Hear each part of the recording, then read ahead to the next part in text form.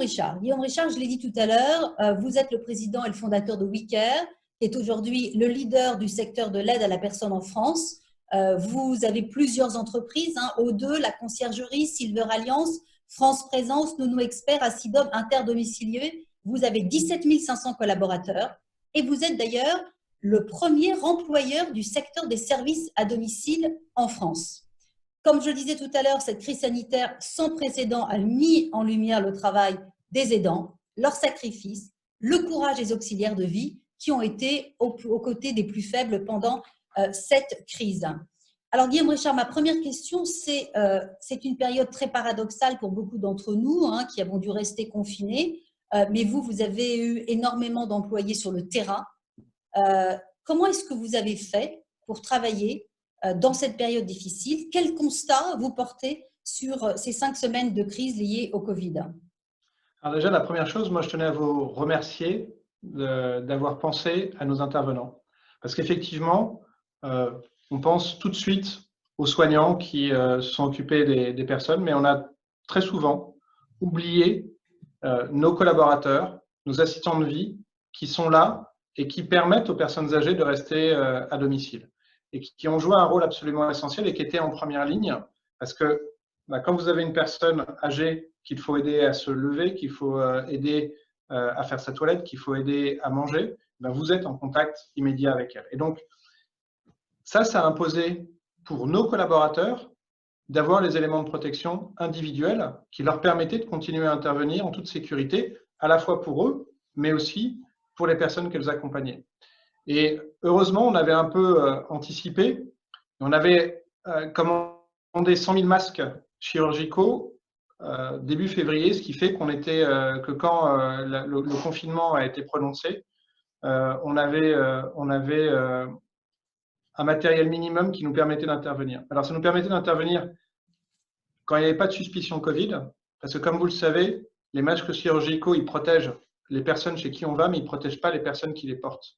Pour être protégé, vous, quand vous portez un masque, alors soit il faut que les deux personnes, c'est-à-dire la personne âgée chez qui vous intervenez et vous-même, vous portiez un masque chirurgical, soit il faut que vous ayez un masque dit FFP2, et ces masques FFP2, on n'en avait pas à l'époque, on vient d'en récupérer là cette semaine. Et donc, ce qui fait qu'on a été confronté parfois à des situations absolument dramatiques parce qu'on n'a pas pu continuer à intervenir.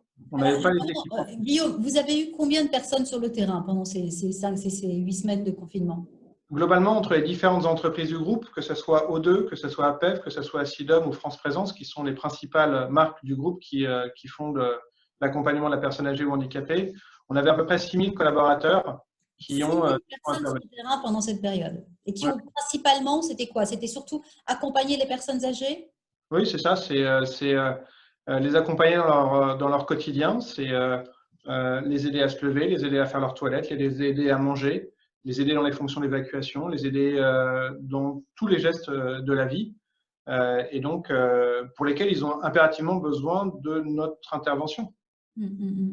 Et donc là, vous nous dites que vous aviez donc anticipé, donc février, vous avez commandé des masques, parce que j'imagine que en tant que chef d'entreprise, c'est tous les matins que vous deviez vous réveiller en vous disant comment j'assure la sécurité de mon personnel. C'est exactement ça, parce que la priorité absolue en tant que chef d'entreprise, c'est vos collaborateurs. Et ça ne peut pas être votre client. Le client, il vient obligatoirement après parce que vous avez un devoir, vous avez une obligation de résultat vis-à-vis de vos collaborateurs.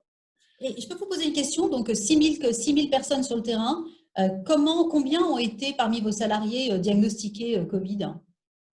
Alors, sur l'ensemble des salariés, on a 51 personnes qui ont été diagnostiquées Covid.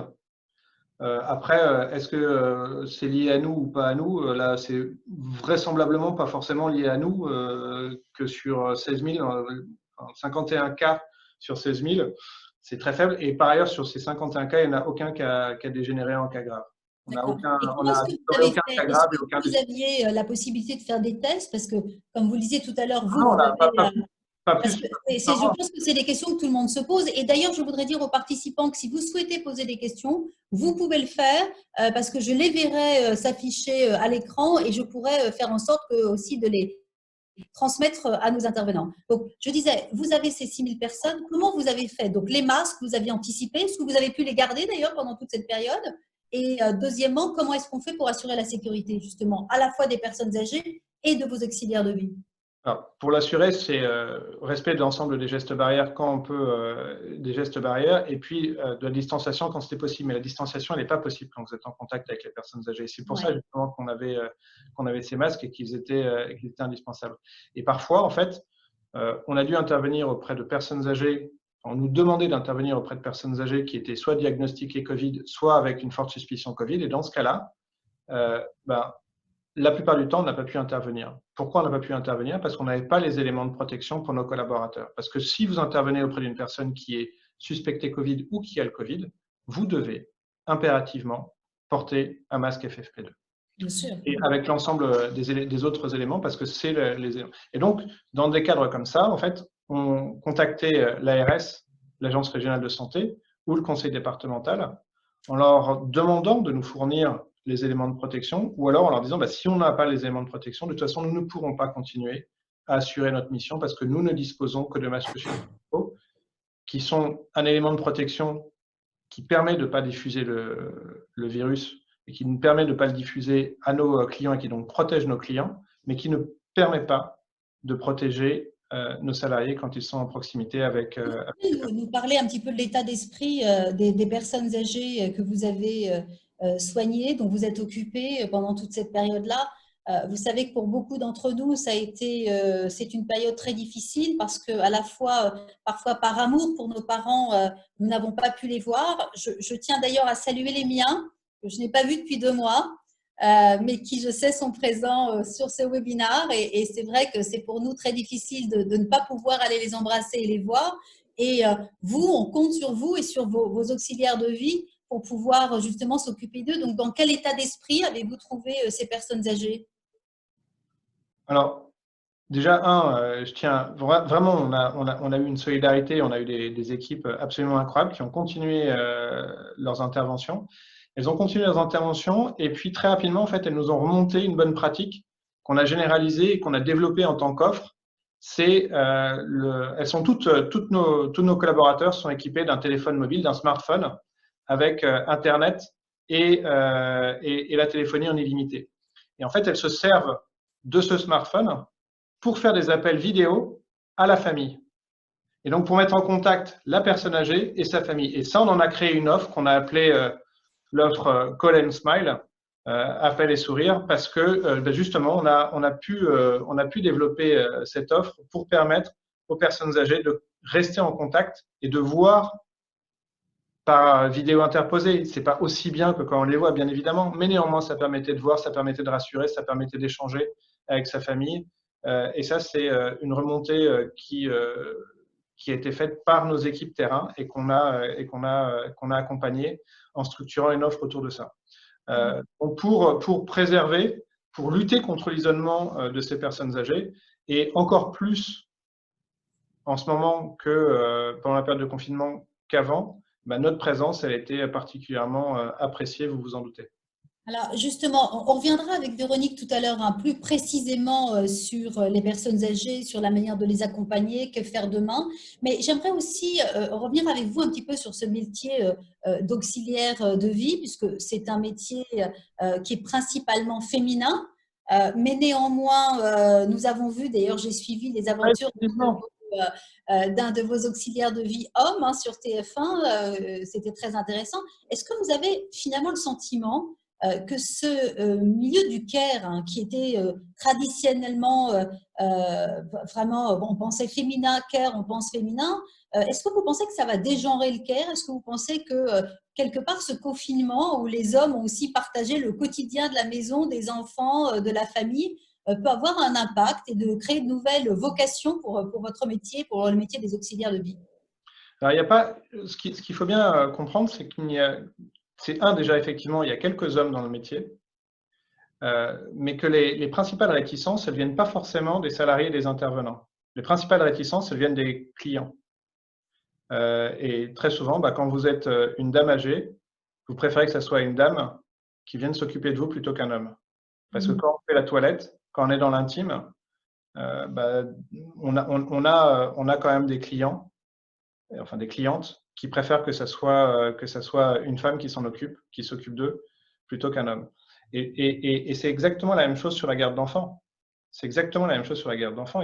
On a énormément d'intervenants qui souhaiteraient intervenir en garde d'enfants. On a énormément d'hommes qui souhaiteraient faire de la garde d'enfants. Mais là, on se heurte beaucoup, beaucoup aux réticences des parents parce que quand il s'agit de faire la toilette et faire prendre une douche, eh ben, vous préférez que ça soit une femme qui s'occupe de votre petite fille et même aussi de votre petit garçon. Et donc, c'est pareil avec vos parents âgés. C'est Donc, vrai, mais la problématique, elle est pas tant j'ai une côté question justement intervenant. de Kathleen là, qui vient de nous dire, mais vous avez quand même parmi les personnes âgées, vous avez des hommes, et ce qu'on sait, c'est que ce sont des métiers qui sont très difficiles d'aider les personnes âgées. Est-ce que vous avez des clients hommes qui, eux, préfèrent justement avoir des auxiliaires de vie masculins? Très peu. Et les hommes préfèrent avoir… C'est exactement comme dans d'autres métiers, comme le massage aussi, par exemple, vous avez quasiment que des femmes, parce qu'en fait, même que ce soit homme ou femme, ils préfèrent avoir des femmes, et parce que quand on arrive dans la sphère de l'intime, même les hommes, souvent, préfèrent que ce soit des femmes qui s'occupent d'eux, plutôt que ça soit un homme. Et en fait, d'ailleurs, au passage, c'est un peu paradoxal, c'est que sur le terrain, on constate que les hommes préfèrent que ce soit des femmes et que nos auxiliaires de vie, nos assistants de vie hommes sont plus facilement acceptés par des femmes que par des hommes. D'accord. Quand il s'agit de faire des toilettes, parce que ça renvoie pour des hommes, je pense que parce que pour des hommes, ça renvoie éventuellement à des, je sais pas, peut-être à des craintes d'homosexualité ou de je sais pas quoi qui sont dans l'inconscient, parce qu'on va toucher à l'intime. Et c'est, en tout cas, c'est ce que l'on constate. Moi, je suis pas, on n'a pas fait des études particulières là-dessus, mais ce que l'on constate, c'est que la réticence, elle vient pas tant de nos collaborateurs et des intervenants que de nos clients. Et Guillaume, une autre question, c'est que bon, vous avez effectivement des clients qui ont pu faire appel à vos services, mais tout ça a un coût. Comment est-ce qu'on peut faire et est-ce que vous avez, je crois que cette crise a montré l'importance de vos métiers, de tous des auxiliaires de vie. Est-ce qu'aujourd'hui, il ne faudrait pas revoir les systèmes actuels? Pensez-vous qu'ils sont suffisants pour pouvoir répondre aux besoins de cette population de personnes âgées qui est de plus en plus importante, hein, il faut quand même être clair, et elle le sera encore plus dans les années à venir. Donc, est-ce que vous pensez, quelles seraient vos recommandations pour pouvoir aider encore plus les personnes âgées qui vivent seules et pour pouvoir bénéficier de services comme les vôtres? Alors, je vais peut-être être un peu choquant et provoquant, mais moi, ma recommandation numéro 1, c'est accepter que des personnes âgées qui ont mis de l'argent de côté pour leurs vieux jours le dépensent plutôt que le transmettent à leurs enfants, qui, de toute façon, quand au moment de l'héritage, ont en moyenne plus de 60 ans. Et donc, ma recommandation numéro 1, ça serait de dire, plutôt que de faire porter ça sur l'ensemble des Français et en particulier sur les plus jeunes générations, que les personnes âgées qui ont les moyens, parce qu'elles ont gardé de l'argent pour leurs vieux jours, le dépensent pour leurs vieux jours, plutôt que de demander à l'État et donc à l'ensemble des Français de supporter ça pour que ces personnes puissent léguer un héritage. Ça marche bien évidemment exclusivement pour les gens qui ont les moyens financiers. Les moyens, Les gens qui absolument. n'ont pas les moyens financiers, il est absolument évident et indispensable que la solidarité joue à l'égard de l'ensemble des Français, en particulier des Français les plus faibles, qui sont des personnes âgées qui ont besoin d'accompagnement. Et ça doit être la solidarité nationale qui prend en charge. Et pour ceux qui ont les moyens, je considère, et après je suis peut-être un peu extrémiste en la matière, mais en tout cas je considère que ceux qui ont les moyens devraient financer, et il y a des moyens de financer, par exemple, il y a des systèmes de viager intelligents qui permettent, vous êtes devenu propriétaire au fur et à mesure de votre vie, vous avez une propriété, et cette propriété, plutôt que de derrière être transmise en intégralité à vos enfants par le biais de l'héritage, elle peut servir à financer vos prestations quand vous êtes en fin de vie. Et voilà, après, la solidarité nationale, elle est indispensable pour les personnes qui n'ont pas les moyens financiers, mais pour ceux qui ont les moyens financiers. Oui, parce que la réalité, c'est que beaucoup de personnes n'avaient pas la possibilité, des personnes âgées, de faire appel à des services d'auxiliaires de vie. Ils se sont retrouvés dans une solitude terrible et parfois sont partis seuls dans leurs appartements Bien ou sûr. dans les EHPAD, hein. Et ça, c'est pas acceptable. On est complètement d'accord. C'est-à-dire la solidarité, elle doit jouer pour tous ceux qui n'en ont pas les moyens. Concrètement, Guillaume, si vous aviez un conseil, parce que nous disions tout à l'heure avec Véronique, hein, que je vais interroger dans quelques minutes, c'est qu'en fait, on a un gouvernement où il n'y avait pas de ministre pour les personnes âgées. Alors qu'effectivement, il y a plusieurs plans sur la dépendance qui sont en cours, hein, certes, mais est-ce que vous pensez que ça serait nécessaire? Est-ce que vous pensez qu'il faut revoir les aides qui sont données par le gouvernement, les régions, pour qu'il y ait plus de personnes âgées qui puissent bénéficier d'aides? Qu'est-ce que vous en pensez? Est-ce que vous avez une recommandation concrète à nous faire? Je suis pas sûr qu'il y ait besoin d'un secrétaire d'État aux personnes âgées. Les personnes âgées sont avant tout des personnes. Donc, en fait, vous avez un ministère de la Santé, vous avez un ministère de la Solidarité. Donc, vous avez en fait, en réalité, ce qu'il faut. Et après, les personnes âgées, il faut surtout et avant tout les considérer comme étant des personnes. Très bien. Et Effectivement, voilà. certainement la vision qui est partagée, mais c'est intéressant, vous qui êtes vraiment en première ligne, de l'entendre. J'ai une dernière question avant d'interroger aussi Véronique. C'est que il y a un sujet qui vous tient à cœur, je le sais, puisque vous êtes partenaire avec nous et je sais que le groupe WeCare aussi travaille beaucoup sur la violence faite aux femmes. Et vous m'avez dit un jour que la première violence qui est faite aux femmes, c'est certainement le travail au noir. Parce que le travail au noir fait que les femmes sont totalement dépendantes à la fois de leurs employeurs, mais aussi de leurs conjoints quand elles en ont, parce qu'elles ne peuvent pas partir. Et que c'est un message très important. Donc, moi, j'aimerais bien que vous nous en parliez un petit peu, parce que vous avez beaucoup de personnes qui viennent, qui travaillent chez vous, et c'est quand même une sécurité pour elles. Bien sûr. Vous avez complètement raison. Cette période de Covid, elle a mis en lumière, enfin, elle a créé un drame absolument incroyable pour toutes les personnes qui travaillent au noir.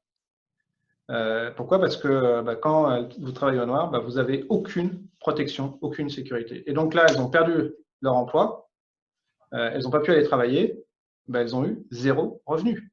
Zéro revenu. La personne qui travaillait à 100% au noir, qui avant avait peut-être 1 500, 2 000 euros de revenus nets par mois, elle est tombée à zéro. Zéro. 0 euros de revenus depuis le 16 mars. Et ça, c'est catastrophique. C'est catastrophique. Et puis, ça, c'est un point, on peut dire, c'est conjoncturel. Ouais, enfin, c'est conjoncturel, ça arrive dès que vous êtes empêché de travailler. Vous êtes empêché de travailler quand vous êtes malade. Vous êtes empêché de travailler quand vous avez un accident. Et j'ai des cas dans mes collaborateurs de personnes qui sont venues chez nous pour travailler de façon déclarée. J'en ai une en mémoire très récente. Elle m'a expliqué, avant elle travaillait au noir, elle s'est cassé un poignet sur une plaque en tombant, en chutant. Pendant 6 semaines, elle n'a pas eu de revenus et au bout de 6 semaines, elle avait la moitié de ses clients qui avaient arrêté. Donc, ça a été un drame financier pour elle. Donc, c'est pour ça qu'elle a pris un emploi déclaré. Mais aussi, vous n'avez pas de rémunération si vous perdez votre emploi. Vous n'avez pas de rémunération si vous êtes en congé maternité. Et donc, l'absence de protection sociale, elle est extrêmement problématique. Et puis, il y a un deuxième effet que nous, on a constaté de façon extrêmement importante, c'est que souvent, malheureusement, le travail au noir est un moyen pour un conjoint de maintenir son épouse sous sa coupe.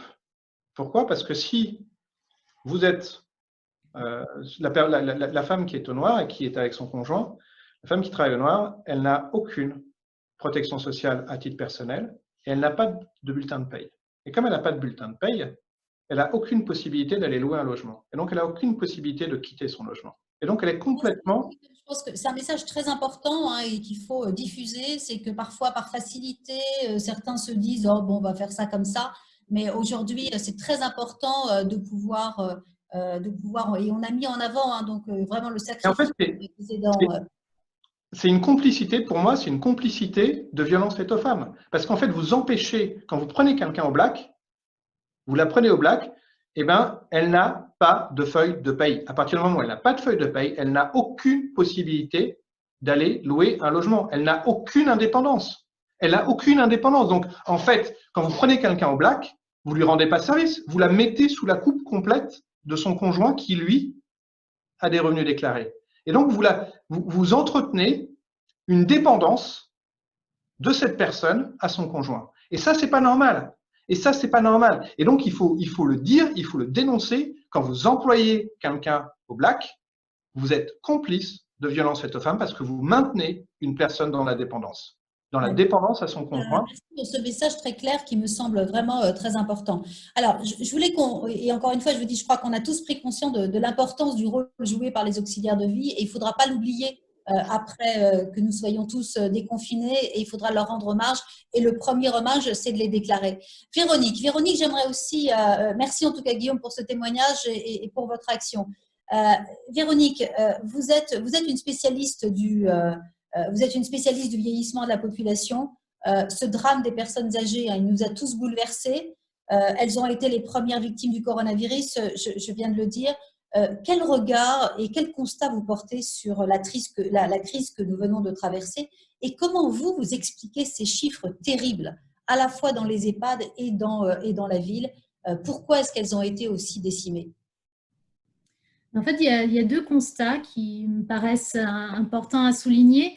Le premier constat que je tire un petit peu de cette crise, c'est un décalage. C'est-à-dire qu'il y a des sociologues, des anthropologues qui ont étudié le vieillissement dans plusieurs sociétés et qui ont observé que les représentations qu'on avait de la vieillesse dans ces sociétés-là n'étaient pas en corrélation, ne correspondaient pas forcément à la manière dont la société se comportait, traitait ces individus les plus âgés. Et c'est un petit peu ça qui est ressorti pour moi de cette période. C'est un décalage entre un discours, des intentions qui était centré sur la protection, la sécurité des plus âgés, et une réalité des moyens qui ne suivaient pas forcément ces intentions et ce discours. C'est-à-dire que dans les endroits où on en avait plus besoin, en EHPAD ou à domicile, pour les sociétés qui n'avaient pas forcément le stock suffisant, eh bien, les équipements de protection manquaient cruellement pour ces professionnels-là pour pouvoir exercer leur métier. On comptabilisait même pas les décès dans les EHPAD au départ, dans les premiers temps. À domicile, on n'a pas encore les chiffres, ils devraient venir au mois de juin. Donc voilà, et ce décalage, pour moi, il est assez représentatif de l'ambiguïté, de l'ambivalence qu'on a collectivement, c'est-à-dire culturellement, socialement, dans le rapport à la vieillesse. Cette ambiguïté, d'ailleurs, ça se retrouvait au tout début, avant le confinement.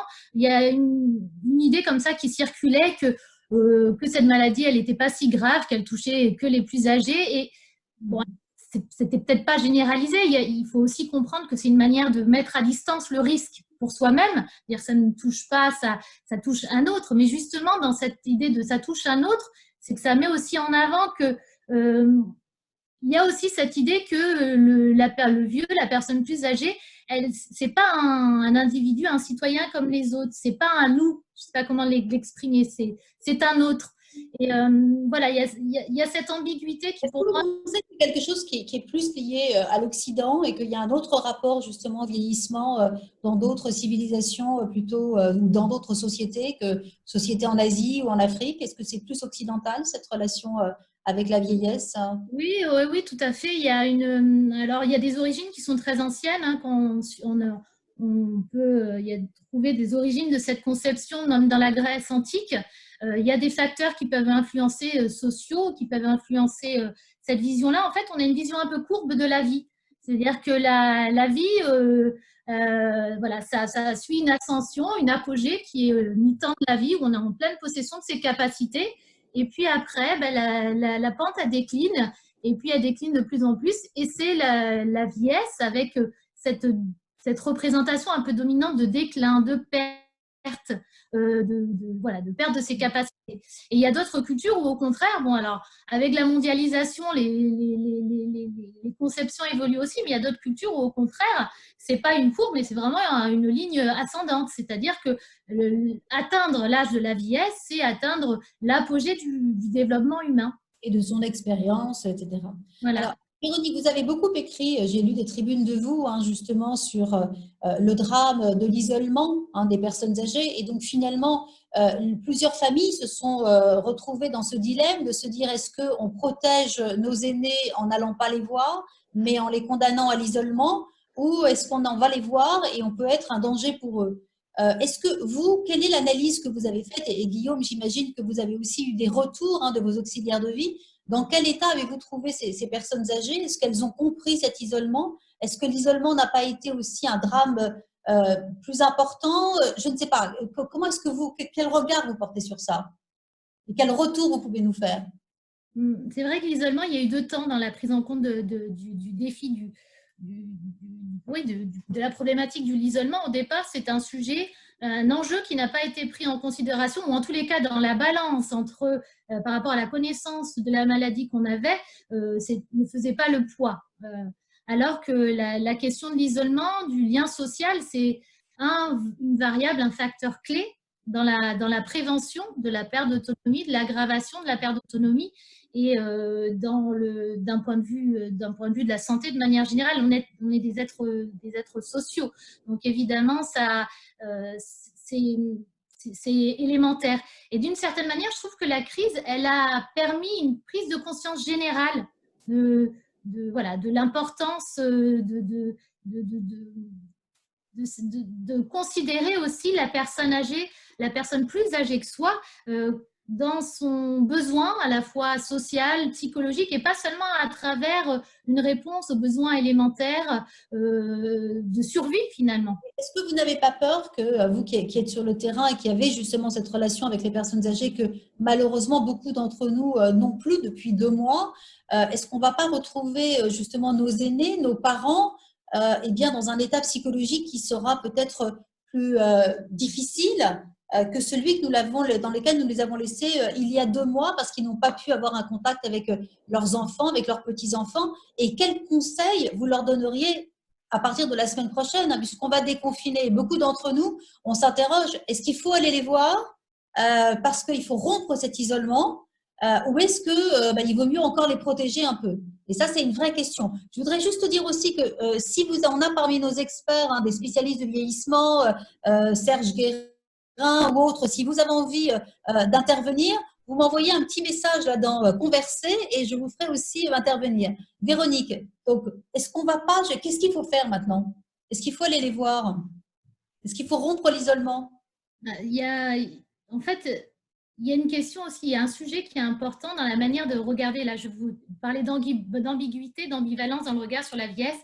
C'est que vieillir, c'est pas il n'y a pas une ou 2 ou 3 figures de vieux. On est vraiment, chacun à sa manière. Il y a plein de manières de vieillir, il y a plein de profils, plein de vieillesse, on va dire, de manière plus globale.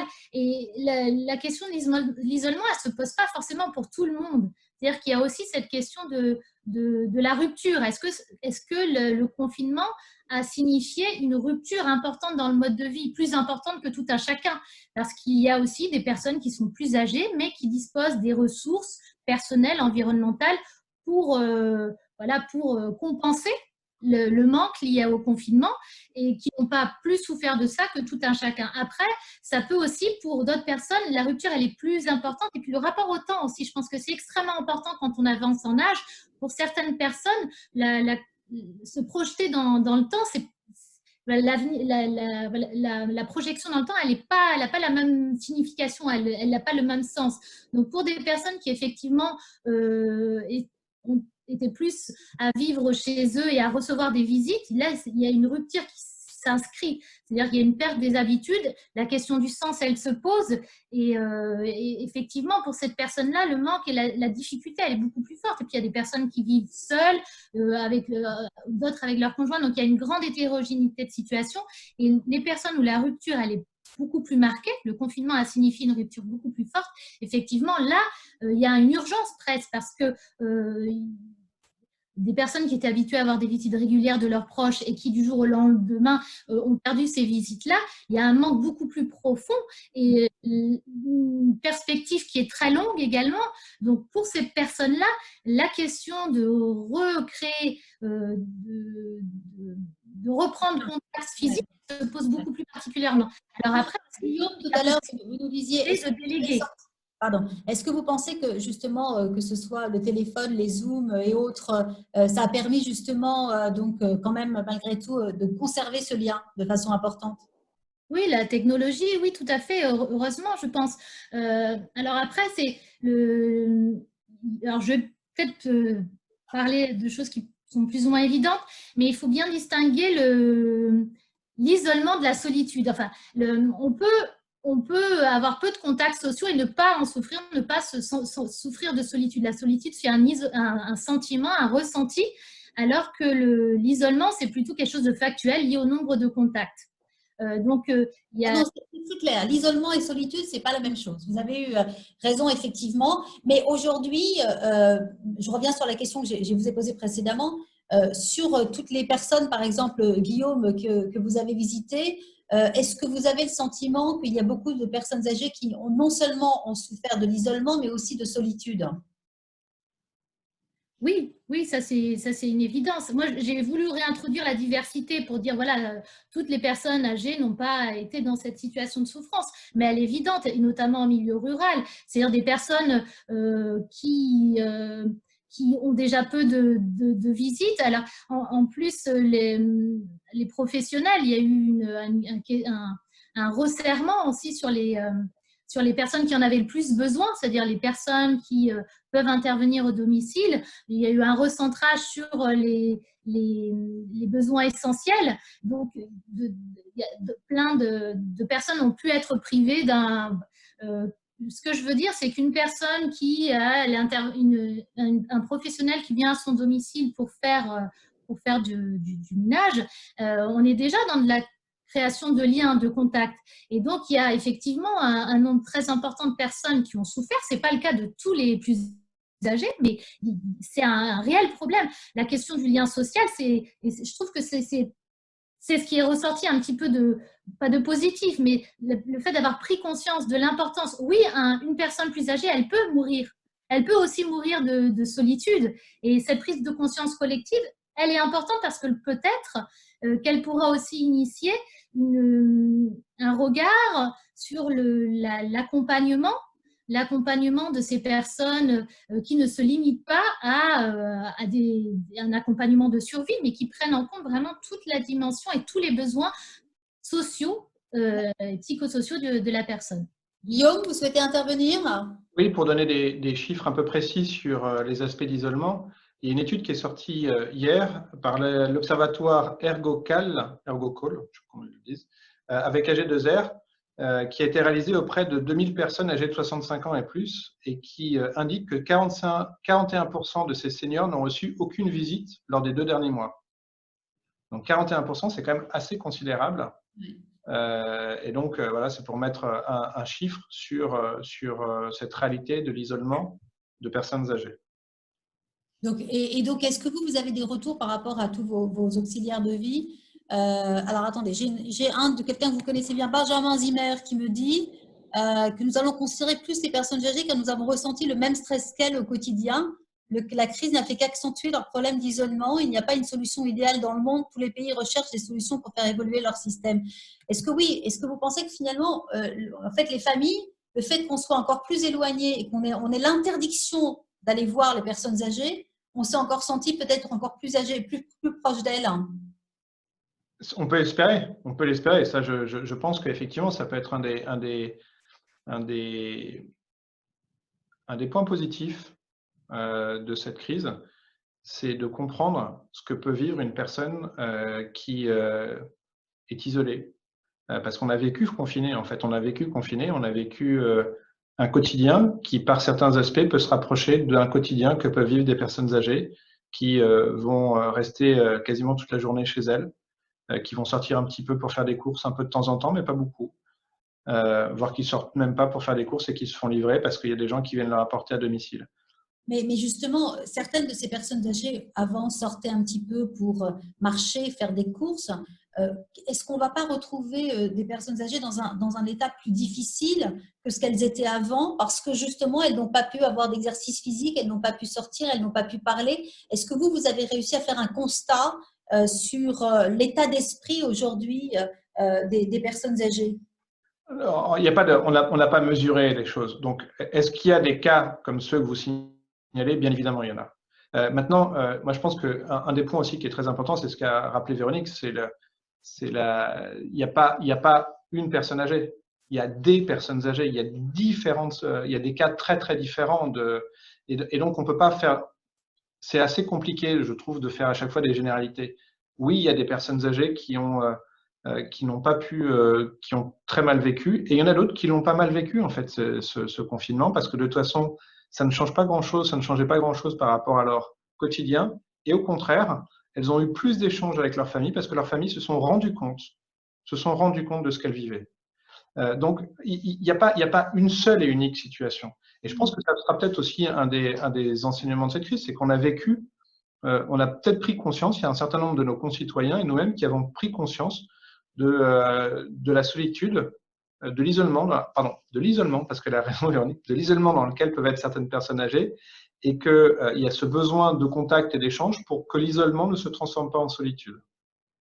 Et donc, il y a paradoxalement certaines personnes âgées qui ont mieux vécu et qui vivent mieux cette période, parce que justement, elles ont reçu beaucoup plus d'interactions avec leur entourage, qui n'est pas une interaction physique parce qu'elles ne sont pas déplacées, mais beaucoup plus d'appels, beaucoup plus de d'appels vidéo de la part de leurs proches qui se sont rendus compte déjà qu'il y avait plus de temps, peut-être qu'ils se sont aussi beaucoup plus rendus compte de cette nécessité d'appeler leurs parents âgés.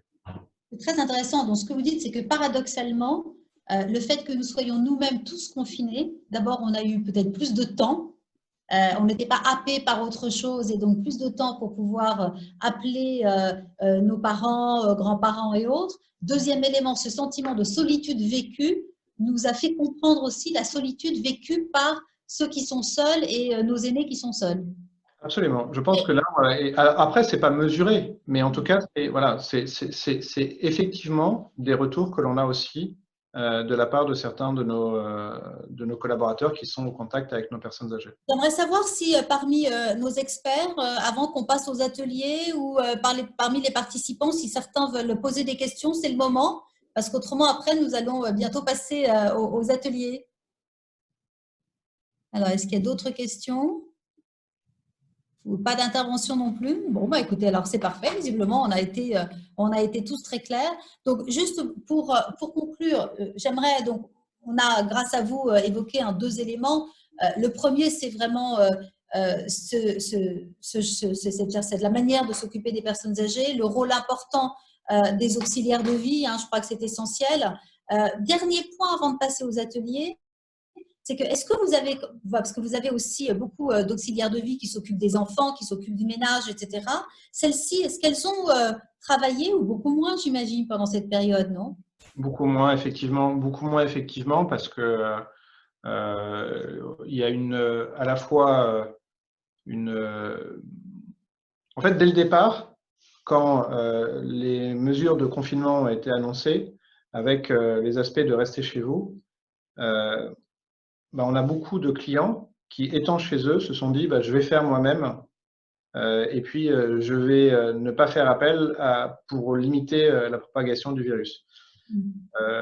Sachant que pour le ménage, par exemple, on pouvait très bien continuer à intervenir. On a continué à intervenir auprès de 15 à 20% de nos clients en respectant à chaque fois, bien évidemment, la condition absolue pour pouvoir intervenir, c'était la sécurité de nos salariés et de nos clients. Et donc, quand on pouvait intervenir en intervenant dans des pièces différentes de celles qui étaient occupées par nos clients, on a continué à intervenir. Quand ce n'était pas possible, parce que les logements étaient trop exigus ou parce qu'il n'y avait pas la volonté des deux parties, on n'est pas intervenu. Et donc, ce qui fait que notre activité a été très, très fortement réduite. On était à partir du 11, c'est que certains d'entre nous, nous allons arrêter le télétravail, nous allons retourner travailler.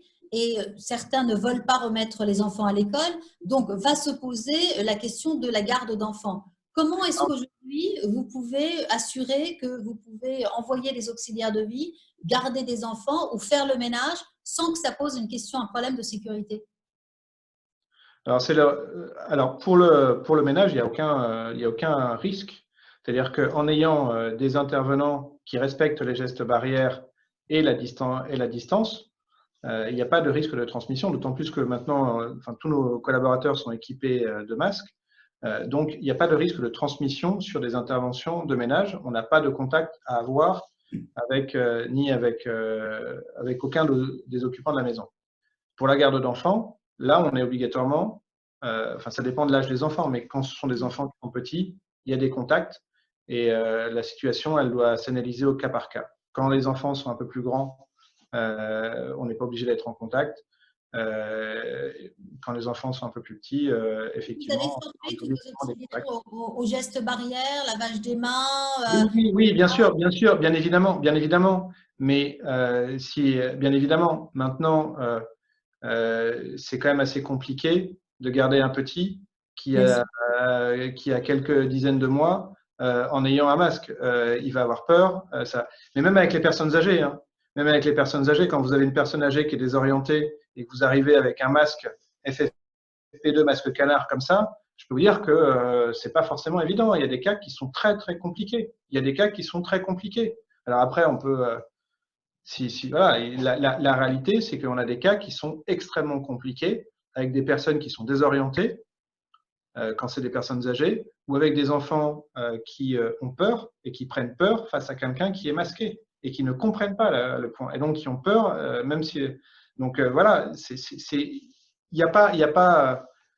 dans la garde d'enfants, effectivement, c'est un peu plus complexe, sachant pour autant que les enfants